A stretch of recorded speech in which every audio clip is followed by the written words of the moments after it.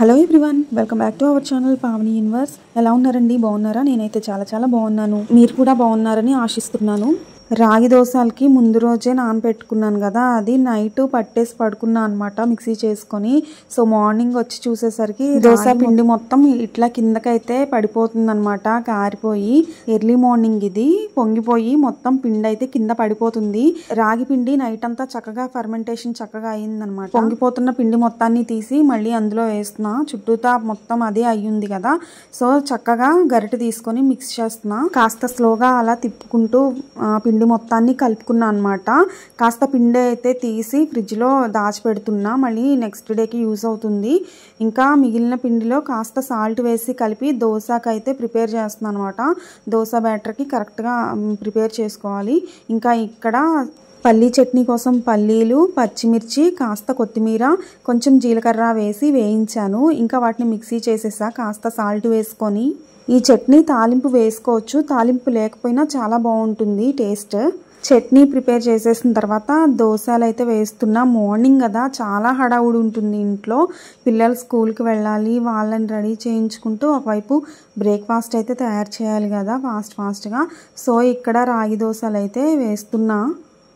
రాగి దోశలకి కాస్త బటర్ అయితే వేస్తున్నా. నెయ్యి వేసుకోవచ్చు, లేదు అంటే ఆయిల్ కూడా లైట్గా వేసుకోవచ్చు. ఇక్కడ పిల్లలకి కొంచెం మంచిగా ఆరోగ్యంగా చేయాలి అంటే మాత్రం నెయ్యి లైట్గా యూజ్ చేసుకోవచ్చు.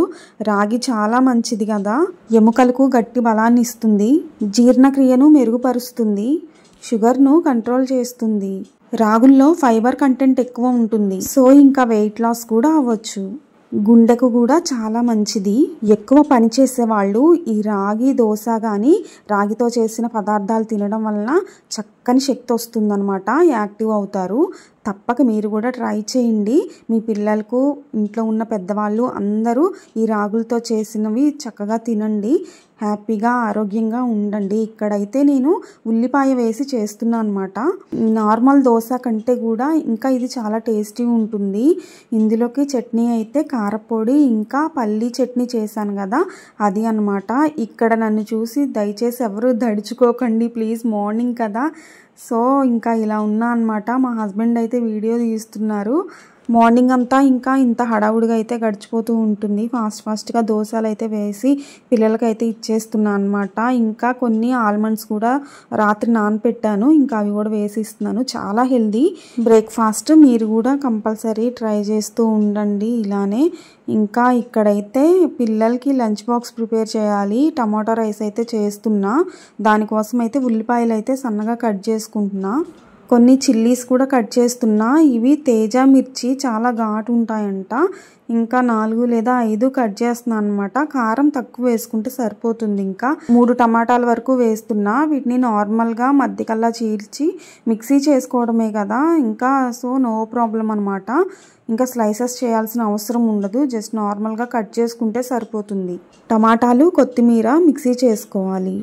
మిక్సీ చేసేటప్పుడు కాస్త జీలకర్ర కూడా వేసుకుంటే చాలా బాగుంటుంది. నేను ఇక్కడ జీలకర్ర పొడి వేస్తాను అనమాట, సో అందుకే జీలకర్ర అనేది వేయలేదు. ఇంకా మిక్సీ చేసుకున్న తర్వాత చూడండి, టమాటాలతో పాటు కొత్తిమీర వేయడం వల్ల కాస్త గ్రీన్గా అయితే అనిపిస్తుంది పేస్ట్.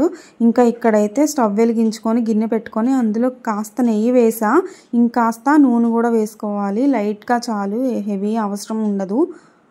ఆయిల్ వేడెక్కిన తర్వాత అందులో కట్ పెట్టుకున్న ఉల్లిపాయలు, పచ్చిమిర్చి వేసుకొని దోరగా వేయించుకోవాలి. అందులోనే కాస్త కరివేపాకు కూడా వేసుకోవాలి. కొంచెం ఉల్లిపాయలు మగ్గడానికి కాస్త సాల్ట్ అయితే వేస్తున్నాను అనమాట.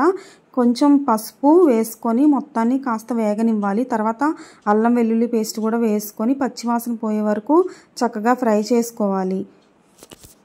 ఇంకా తర్వాత టమాటా ప్యూరీ కూడా వేసేసి మంచిగా ఉడకనివ్వాలి. మధ్యలో తిప్పుకుంటూ చక్కగా అడుగంటకుండా తిప్పుకుంటూ ఉడకనివ్వాలన్నమాట. ఇందులోకి మసాలాలు ఏమి జాజికాయ, జాపత్రి అలాంటివి వేసుకోవచ్చు నార్మల్గా అయితే, కానీ నేను ఇక్కడ పొడి పట్టాను, సో ఇంకా అదైతే వేస్తున్నా. పొడి చేసి పెట్టుకుంటాను. అవి లవంగం, యాలకులు అవన్నీ వేస్తే ఏంటి అంటే పిల్లలకి నోటికి తగిలితే వాళ్ళు తినలేరు సరిగ్గా, అందుకని ఇంకా నేను పొడిలాగా చేసి పెట్టుకుంటా అనమాట. లవంగం, యాలుక, దాల్చిన చెక్క, జాజికాయ అన్నీ ఇంకా ఆల్మోస్ట్ బిర్యానీ పొడి అనుకోండి. నార్మల్గా కొన్ని వేసి పడతాను. ఇంకా అదైతే వేసాను. తర్వాత కాస్త కారము ఇంకా ధనియాల పౌడర్ కూడా వేసి తగినంత సాల్ట్ వేసుకొని ఇంకా రైస్ అయితే వేసేస్తున్నా. ఉడికిన రైసే కాబట్టి త్వరగానే అయిపోతుందన్నమాట ఈ ప్రాసెస్. చాలా బాగుంటుంది, చాలా టేస్టీగా ఉంటుంది, చాలా హెల్దీ కూడా. పిల్లలకి నార్మల్గా కర్రీస్ చేసి పెట్టే బదులు ఇలా ట్రై చేస్తూ ఉండాలి. ఇలా రైసెస్ పెడుతూ ఉంటే పిల్లలు కూడా హ్యాపీగా తింటారు. ఇంకా దీనికి కాంబినేషన్ ఎనీథింగ్ ఏదైనా కర్రీ వేసుకొని తినొచ్చు. పప్పు లేదా కాలీఫ్లవర్ లాంటి కూరలు, క్యాబేజీ లాంటి కూరలు కూడా చాలా బాగుంటాయి. ఇక్కడైతే మా పిల్లలకి ఇంకా పెరుగు చట్నీ అయితే పెట్టాను. దీనికి కాంబినేషన్ ఇంకా ఇక్కడ కాలీఫ్లవర్ కర్రీ అనమాట. చాలా బాగుంటుంది టమాటా రైస్లోకి. ఇంకా లంచ్ అయిపోయిన తర్వాత ఈవినింగ్ టైము రాజ్మా అనమాట. ఇది చాలా హెల్దీ కదా, వీటిని కిడ్నీ బీన్స్ అని కూడా పిలుస్తారు. ఇది హార్ట్ హెల్త్కి చాలా మంచిదన్నమాట. రాజ్మాలో ఫైబర్ ఉంటుంది, ఇంకా డైజెషన్ కూడా చాలా మంచిదన్నమాట. కాల్షియం కూడా చాలా చక్కగా ఉంటుంది. దీనివల్ల బోన్స్ అనేవి చాలా స్ట్రాంగ్ అవుతాయి. రాజ్మాలో రిచ్ సోర్స్ ఆఫ్ ప్రోటీన్ అయితే ఉంటుంది. ఇంకా హార్ట్ కి, ఇమ్యూన్ సిస్టమ్ కూడా చాలా మంచిదన్నమాట. ఇంకా ఈ రోజు ఇదే అనమాట మా స్నాక్ వచ్చేసి.